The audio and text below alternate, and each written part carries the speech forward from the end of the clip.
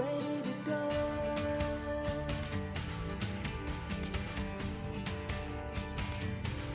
Ready to go.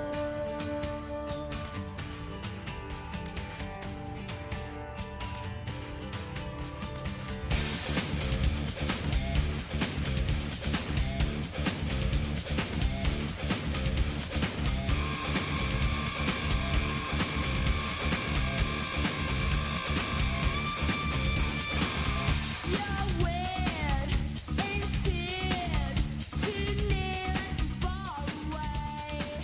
He said. Good morning. Thursday morning, the 20th day of June of 2024. Currently at our Bull Falls studios on the corner of Washington Street and North 3rd Street in downtown Wausau. Overcast skies and 64 degrees. I am Chad Holmes. Glad you could be with us. You can catch us live here on the radio, 98.9 FM and 1230 AM. You can also catch us on our website. Go to bullfallsradio.com and you can click on the link for Listen Live. You can tune in on the Civic Media app or Alexa by searching WXCO. And you can join us by going to our Facebook.com page and our X.com page to see a video stream and make comments there as well. So, doggone it, you got all sorts of great choices to be able to join us. And we're glad that you are here on this Thursday morning. Boy, Thursdays are always, it feels like I get on the roller coaster and just hold on because we always have such great guests and we have people coming in and joining us and giving great perspectives and giving us great information. Of course, Indeed. we always start off with Pat Kreitlow here to begin the show. He sticks around after his show ends and spends a segment with us to start off the show. And then, of course, Brittany back. It was great to hear from her. Interesting. I did not know that she was studying to be a pilot. That is very cool stuff indeed. I tell you. That's very cool. I know I can never be a pilot. I don't have a fear of heights.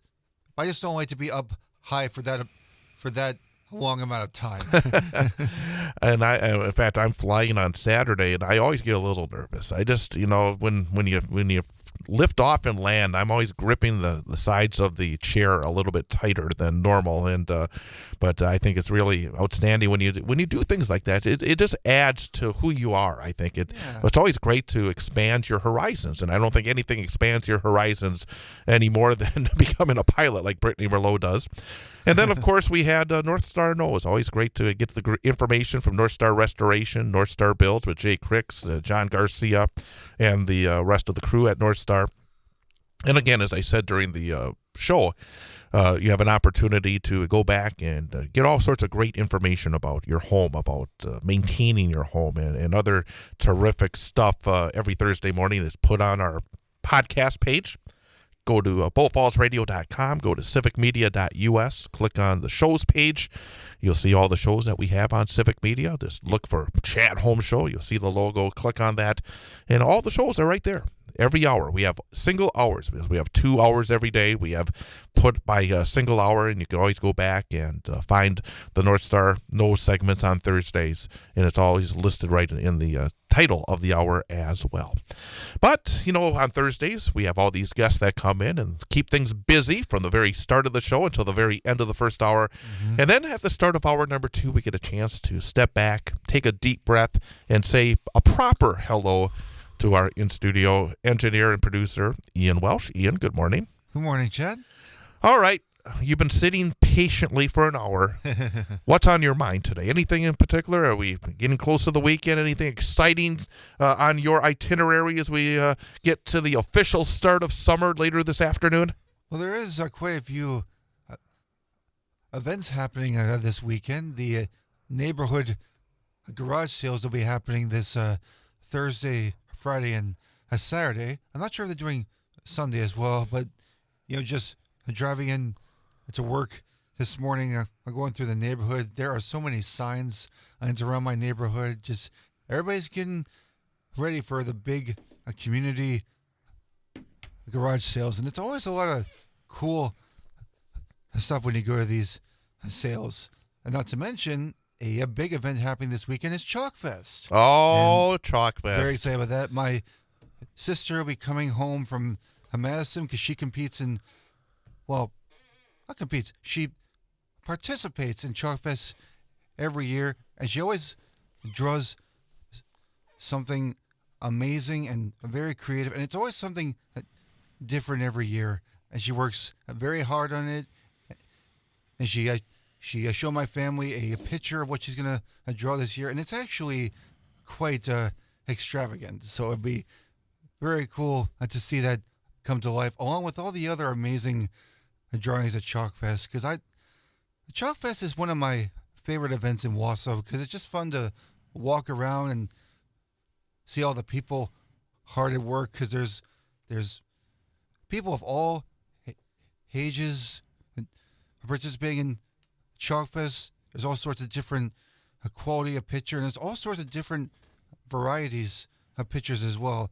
I mean, you have people who do Disney, a lot of people do Marvel, and a lot of people just have their own like creativity do the work for them, and they draw like original masterpieces, and they're quite astounding. I mean, I know I have a few pictures of past works from previous years, and it's always something different every year. It's never the same thing, which is always a good thing. And with Chalkfest as well, I will actually be helping out with the Wausau Community Theater's food booth at Chalkfest as well.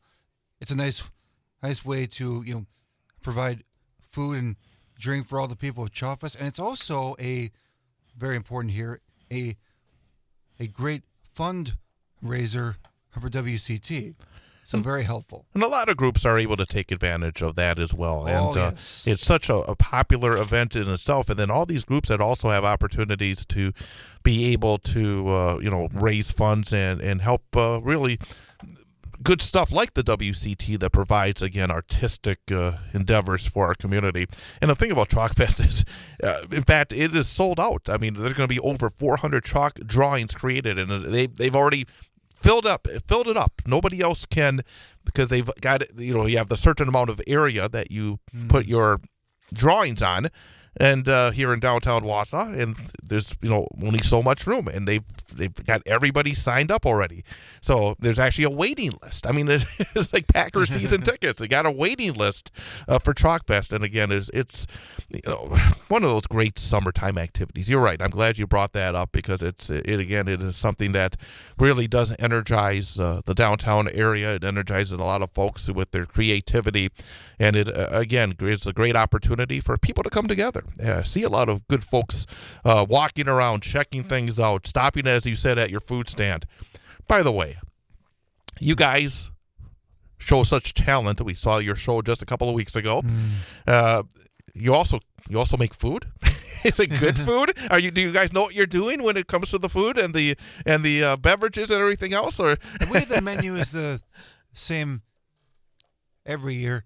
I know that we do hot dogs and brats. We do hamburgers and cheeseburgers, and we have chips as well. And we have lots of bottles of water, a soda, a Gatorade, lots of good stuff. Because it's going to be the one thing you can never know about Chalkfest is the weather, because the weather is always up in the air. But it has been sort of a tradition for Chalkfest for it to be hot and humid.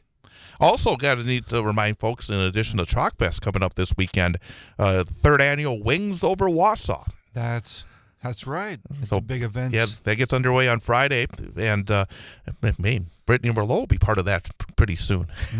Get up there.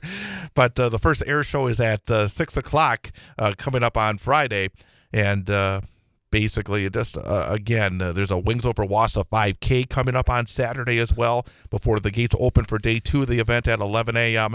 There'll be kids inflatables, a petting zoo, a pilot meet and greet, plane displays, before 2 additional air shows on Saturday at 4 p.m. and 9:30 p.m.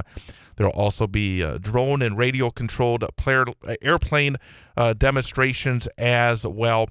Entry is $5 per person. Children 12 and under are admitted free. So again, you got Chalkfest, you got Wings Over Wausau. And again, don't forget as well, on Friday evening, I'll be over at Sunnyvale as, again, Extra Innings will be having their event, their celebration of life, going on Friday night and all day Saturday at Sunnyvale Softball Complex. And really good stuff. I mean, you're going to have a chance to get be part of an auction for terrific memorabilia. You got musical acts coming up with Rising Phoenix and Caleb Delaney. And you got just everything that a family can enjoy. I got a softball tournament. And, of course, the big reason for the event is to raise funds to help folks in central Wisconsin that are battling cancer. And I think almost everybody has been touched by cancer one way or another. And to end the event on Saturday evening, there's going to be a remembrance ceremony where folks can put down names of family members or friends or people in their lives that have touched them, who have lost the battle against cancer. And everybody's name will be read off. There's an opportunity to put pictures up.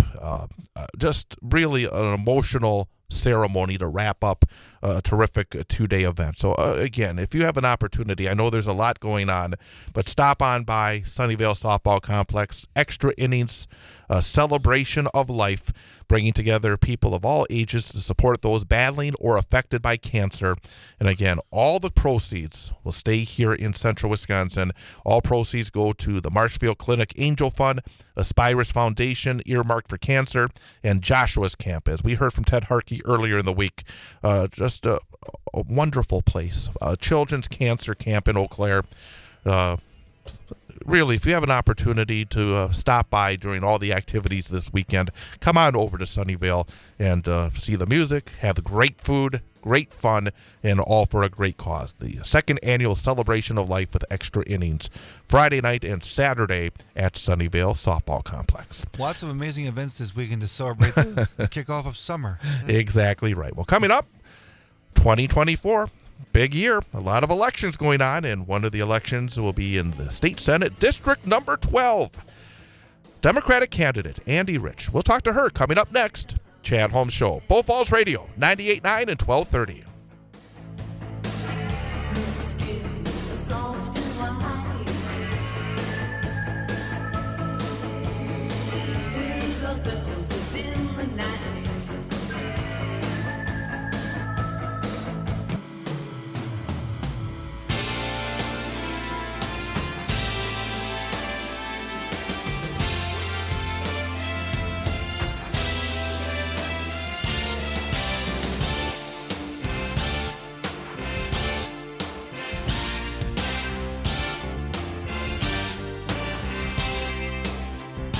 You are terrified by the smallest sound. And welcome back, Chad Holmes Show on Bull Falls Radio, 98.9 and 1230. Online at bullfallsradio.com, mobile devices, and Alexa by searching WXCO. And also on our Facebook and X streams. You can see video streams of the program as well. Facebook.com and X.com. Go to the Bull Falls Radio page. And you can also give us a call or a text. If you have a question or a comment, you can call or text 715-382-9297. That's 715-382-9297. If you have a question or a comment or something you'd like to know from our next guest, feel free to join us as well, because right now we are very happy to welcome to the program candidate for the Wisconsin State Senate District number 12, which is a big district in northeast Wisconsin, including part of Marathon County. We are joined by Andi Rich. And Andi, first of all, thank you for coming on the program. Hi, Chad. Thank you so much for having me. I'm excited for this opportunity. Fantastic. And I said it. One thing about the state Senate, there is, especially as you get towards the northern part of the state, there's a lot of ground to cover, isn't there? Oh my gosh, this district, I joke I'm going to drive the wheels off my car. Well, first of all, before we start talking about some of the different issues, let's talk a little bit about yourself. Number one, why are you getting involved in this? Why did you decide to throw your hat in the ring and become a candidate for office?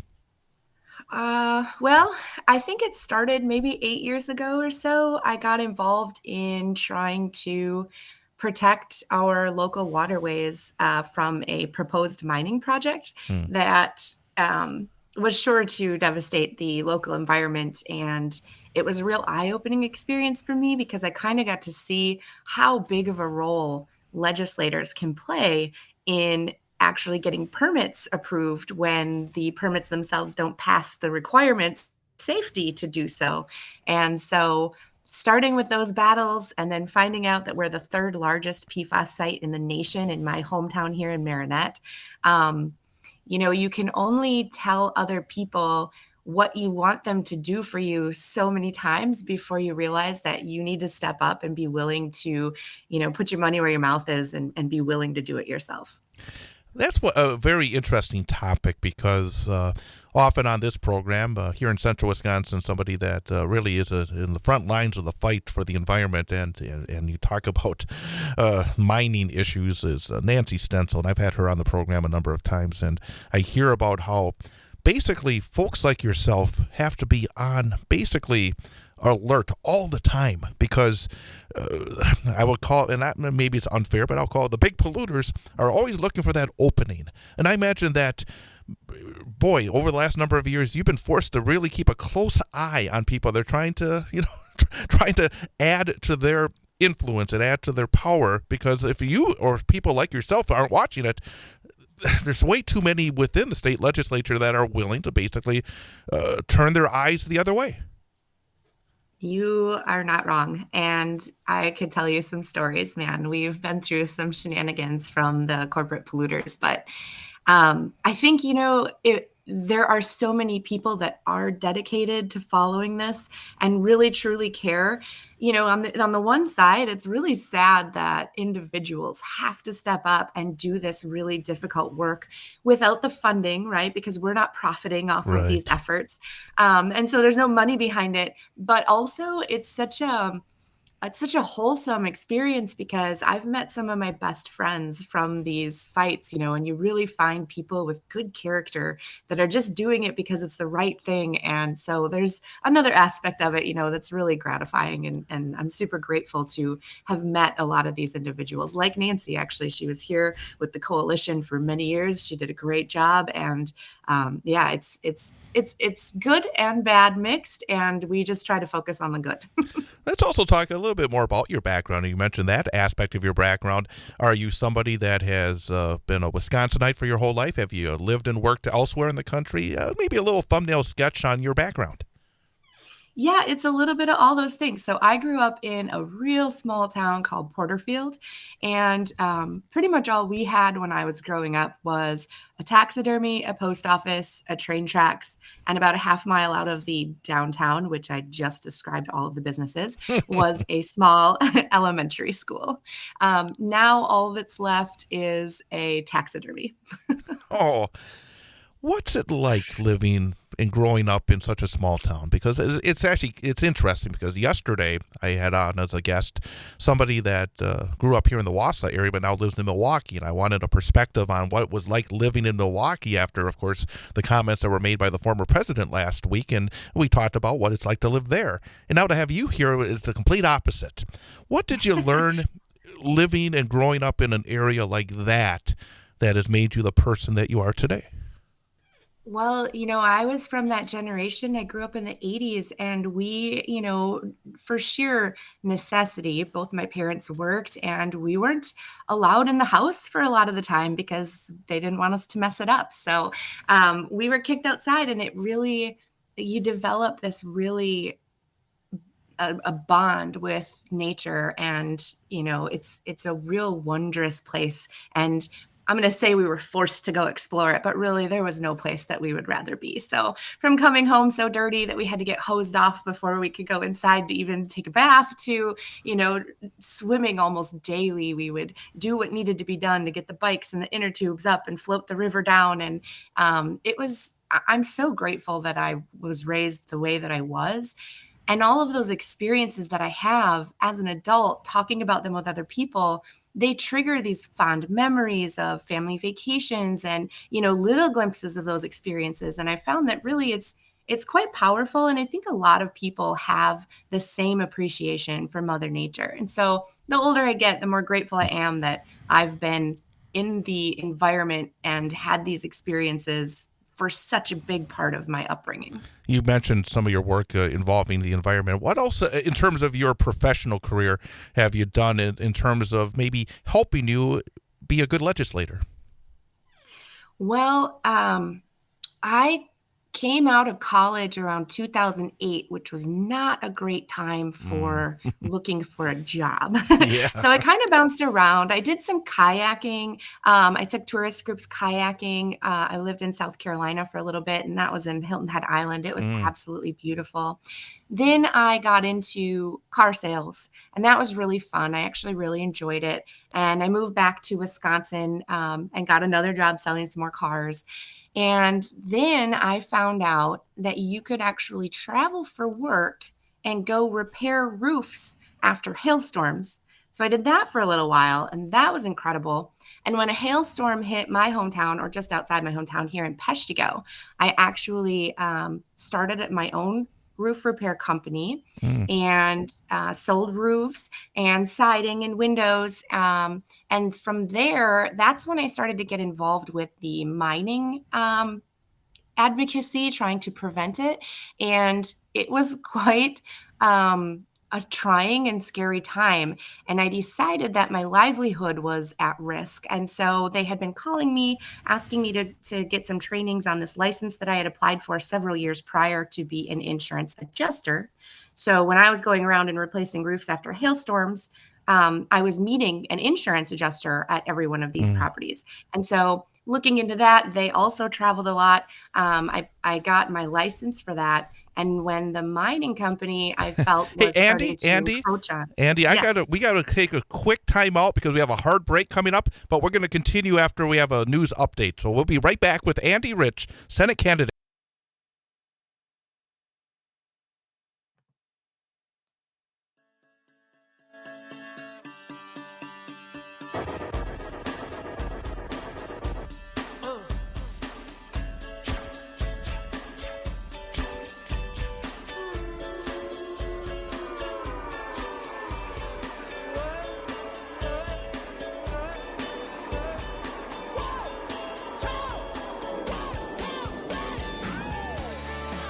And welcome back. Chad Holmes with you on Bull Falls Radio, 98.9 and 1230, bullfallsradio.com, mobile devices, and Alexa by searching WXCO, and on the Civic Media app. We are talking to State Senate District 12 Democratic candidate Andi Rich here on the program. And Andy, I'm sorry we kind of cut you off before you finished up your response to my question about, again, your background and the work you've done. Anything you wanted to add before we move on to the next topic?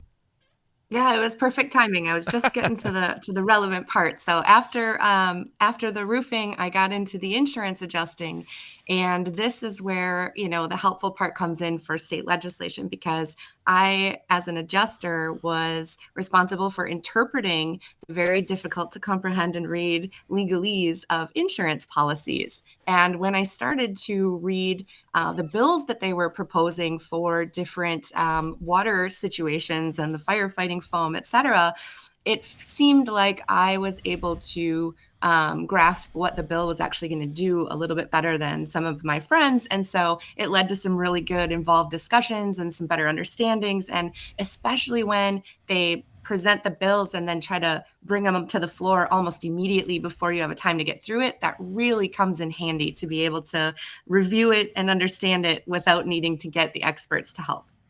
Let's talk about the district. And right now, Mary Felskowski is the representative, the senator for district number 12.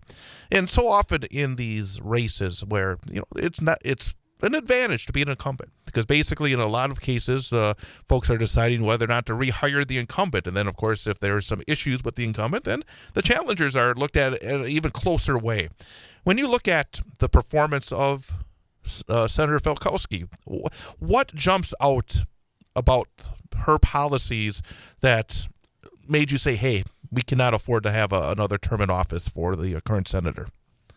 Well, it's really simple, Chad, and this is my opinion, but it boils down to this. When I look at the legislation that this woman is pushing for our area, she's not representing Democrats, but she's also not representing Republicans. The bills that she is bringing forward are gifts to big corporations, and they don't help anybody here. Any specifics in terms of those bills? Because obviously, the bills that anyone brings up is an indication of who you're working for. Is there a specific bill that made you shake your head, maybe even a little more than any of the others? Absolutely. So recently she proposed and it passed Bill SB 312. And basically, the governor had to veto it. And now they're holding up $125 million of Mm. money already approved in the budget for people to test water to make sure that poison isn't coming out of their taps. And she's holding that up basically because we didn't pass, or the governor vetoed SB 312, which she claimed to be protection for farmers. But it wasn't just protection for farmers, it was protection for all anybody identified as a corporate polluter. And she was using that term loosely to Mhm. lump farmers into that group when really the DNR has no intent to go after, an unknowing and unparticipating farmer. And so she's trying to say that, well, let's not hold any of these polluters accountable because we don't want to lump in a poor farmer, which, yes, of course, we don't want to harm the farmers who had no part in this. But we can't just say, well, let's have the taxpayers pick up the bill for everything when there's corporations that have made billions at our expense, knowingly poisoning us, who should be coming to the plate and putting some of that money up to help fix this problem. That seems to be a pattern in recent years in Madison where Republicans have basically put roadblocks in different areas uh, because they feel that they know more than maybe those within departments in the state of Wisconsin, those that have studied and those who have become the top of their profession when it comes to trying to clean up the environment. When it comes to education, we've seen some similar shenanigans, I guess you'd call it, when it comes to funding for education with these roadblocks in order to before the money gets to where it needs to go. And I wanted to ask generally about budget. We've had this budget surplus in the state of Wisconsin where it's still sitting there. A big chunk of it is still sitting there because it feels as though Republicans are trying to wait until they get a governor so they can pass another massive tax cut that goes disproportionately towards the most well-to-do in our state.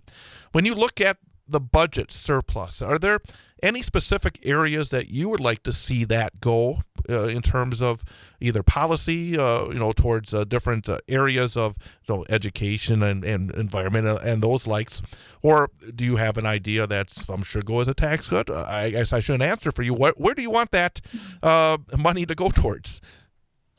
Well, you're absolutely right. The problem is it's not that we have this budget surplus because we've been overtaxing everybody and everything's paid for and all the programs are caught up and taking care of people of the state. We have that surplus because when no perfect solution exists, the answer by our Republican-led legislature is to do nothing at all. And I think that we could be using those funds to bolster, affordable childcare, to make sure that our schools are fully funded, to put towards the medical needs of communities, to keep some of these rural healthcare providers open, where places are shuttering. You hear these horrible stories of people having to drive hours for basic healthcare needs, and it's disheartening. And it's not the Northwoods that I grew up in. It just feels somehow ignored. Women's reproductive rights. And that's another area that has been discussed over the last couple of years. And in fact, this week is, in fact, the second anniversary of the overturning of Roe v. Wade. It's still an issue in the state of Wisconsin. It's gone in the right direction, at least more recently, after it was for the longest time where basically we were under an 1849 abortion ban. But in order for it to be truly fixed, it would have to be done through the state legislature. What are your thoughts on where we are and where we need to go? I believe in protecting personal freedoms. The situations that they want to use as reasons to, make choices for women and their families, most of them aren't based in reality, and the ones that are incredibly rare. And even then, it's such a hard choice, right? Nobody's pro-abortion. It's pro-choice, because every abortion is a tragedy, and it's not something that's taken lightly. And usually, it's not something that's wanted when they talk about these late term, right? It's almost always a health concern, or there's a problem, or it's not viable. And to say that the government should be making those decisions, I just don't understand how that's even an issue that Republicans are on the side that they're on, because they're always the ones that say we're pro freedom, and we don't want big government telling people what to do. So why would you go in and make a blanket statement of what you want to happen when there's all these microcosms and concerns and personal stories? And these are heavily weighed decisions that people should be making with their families and their doctors, not the government stepping in and telling people what to do. Again, we're talking to Andi Rich, candidate on the Democratic side for the state Senate, District number 12. Again, it covers a huge portion of northeast Wisconsin, including parts of Marathon County, here on Bull Falls Radio, 98.9 and 1230. You mentioned education and education funding. And another aspect within the education discussions in recent years, led predominantly by the Speaker of the State Assembly, Robin Vos, is the idea of diversity, equity, and inclusion. And I was having a discussion on this program earlier today, and basically another United States Senator, Ron Johnson, again brought that into a conversation on Capitol Hill this week. What are your thoughts on DEI and the continuing discussions that have really bubbled to the surface, I think in large part because of comments by those on the right when it comes to DEI and funding that has affected the University of Wisconsin system? I feel like if you're really the party of freedom, why are you so concerned about what other people are doing in their own personal time? Let people be people. Lead with love, not with hate. These policies are driven from fear and anger, and I just don't understand why we would try to develop any policy around those ideals. It's such a more beautiful place when people just love each other and don't need to get into everyone else's business. If it's not hurting you, leave it alone. That's actually a very interesting point in 2024, where we stand. And in a lot of ways, it's hard to believe that in 2024 we're still having a lot of these discussions, whether it's women's reproductive rights or whether or not, about whether or not diversity is somehow a good thing or a bad thing, that we're having these discussions. Is as we look today and maybe looking forward, let's have a positive point of view that you get elected and let's say you have maybe fortunately a couple of terms to have a chance to change the way that things are working right now. As you look forward, what would be an ideal to try to look forward to maybe in 10 years time to change where we are right now? Because as you said, we do have a lot of fissures within our communities and within our politics right now, and it's not easy, and it's not something that one person can fix. But what is the road forward to try to bring more respect and love and personal freedoms to the people of Wisconsin? Let's stop wasting our time talking about made up issues. I mean, everybody by now, I'm sure, has heard that the whole cat litter debacle was completely fabricated. And how many weeks was that a story in the news? And all it did was promote fear and anger and, disgust. And it wasn't even a real problem that was happening. It was completely made up. So my goal would be to focus on real issues. And I know that can be, a dangerous word to use, but I mean, let's really focus on what we all need. Like we said with the surplus in the budget, it's not because things are all caught up and done. There's so much that's just being ignored. We call it the do nothing legislature in Wisconsin. We've dropped to 40 in economy. Let's focus on things that we can agree on and we can move forward, instead of using these divisive issues, mostly based in rhetoric, hatred, and lies, to argue that we should be doing nothing at all. And I guess finally to kind of circle back to where we started. And I said right at the start that the 12th Senate District is a large piece of land in northeast Wisconsin. When you do go around to these communities throughout the very large area, when you talk to the people, and as a Democrat talking in an area that, I mean, I actually, about a month ago, I had to travel to that area for a couple of softball broadcasts, and I saw a lot of Trump signs in that area, to be honest with you. What are you hearing from the people? Is it an area that is putting their arms around the MAGA platform, or is there something underneath the surface that you're hearing right now? Northeast Wisconsin is incredibly red, but when you have a real conversation with people, they are able to leave the R and the D at the door and talk policy. And we agree on so much more than we disagree. And I think it all comes back to, who are you trying to represent?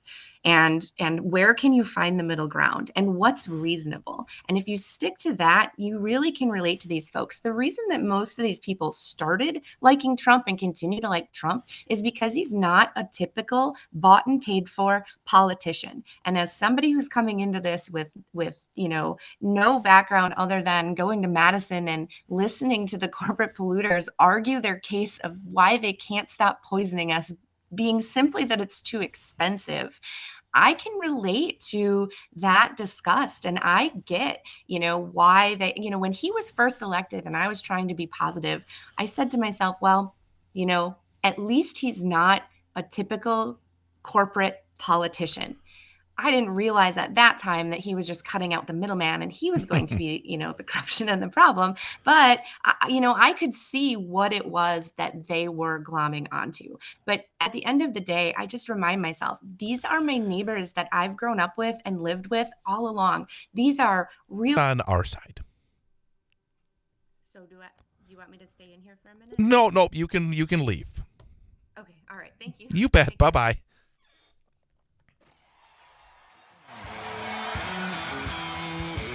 The second annual Celebration of Life with Extra Innings takes place June 21st and 22nd at Sunnyvale Softball Complex in Wausau.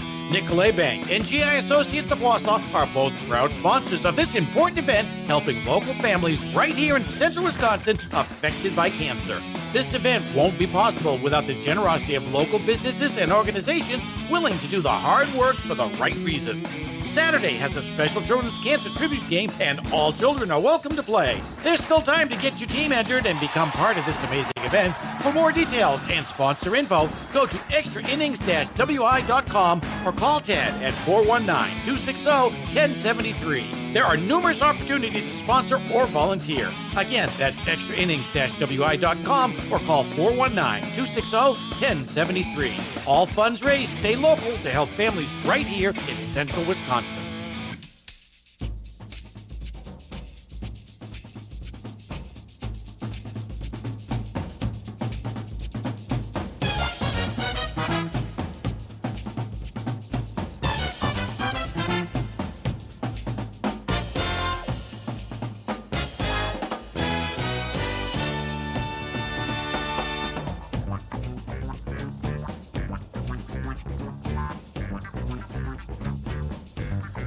Welcome back. Chad Holmes with you here on Bull Falls Radio, 98.9 and 1230. Apologize. We hit a hard break, and we got cut off with Andi Rich, again, the state Senate Democratic candidate in District Number 12. Apologize for that. We kind of lost sight of the time, and all of our breaks are hard breaks, so automatically the system just cuts us off right in the middle if we're not completed. So, again, apologize for that. She was just finishing up her final response to our question. But, again, we will have her back on as the campaign continues. We'll have other candidates on as we continue to march through 2024. Of course, next week, the first presidential debate already in late June.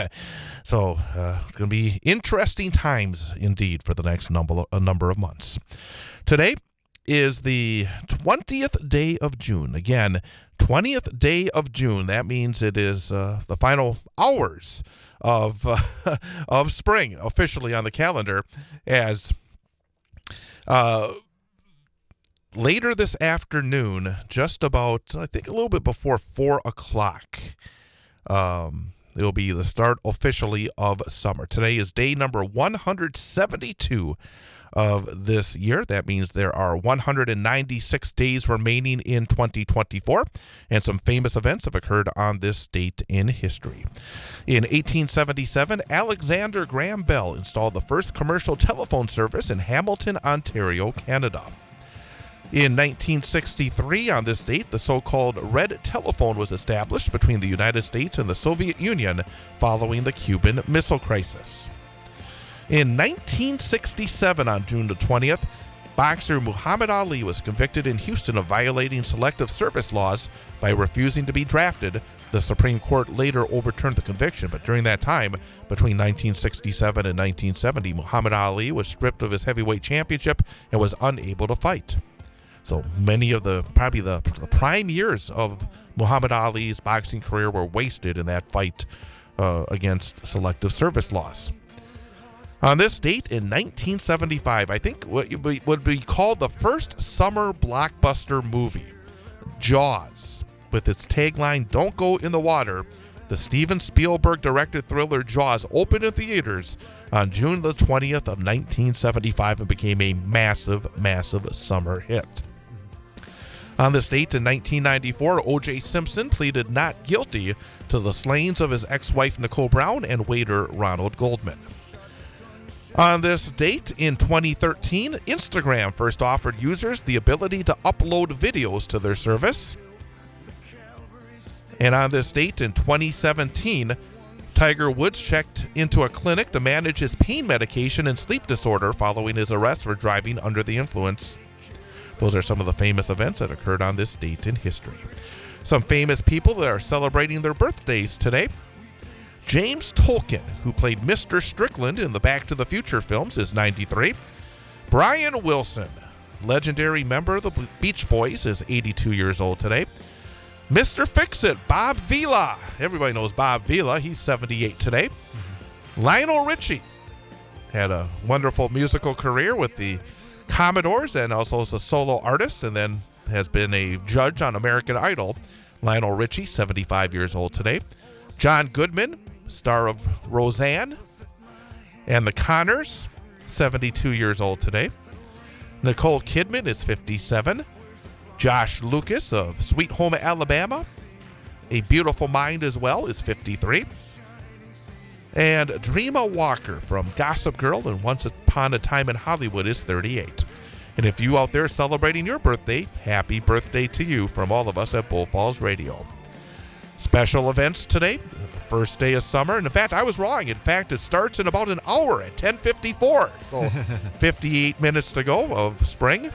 It is Cuckoo Warning Day, International Surfing Day, Dump the Pump Day. I don't know what that means.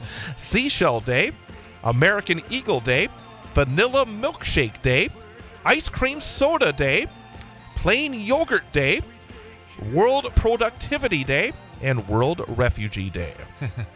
Nice. All right. Time for our number for the day. All right. Again, Ian's already, you're 2 for 3, right?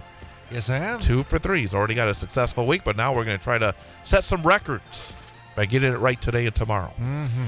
Our number for the day, the percentage of guns recovered in New York City crime scenes that are linked to initial sales outside of the states.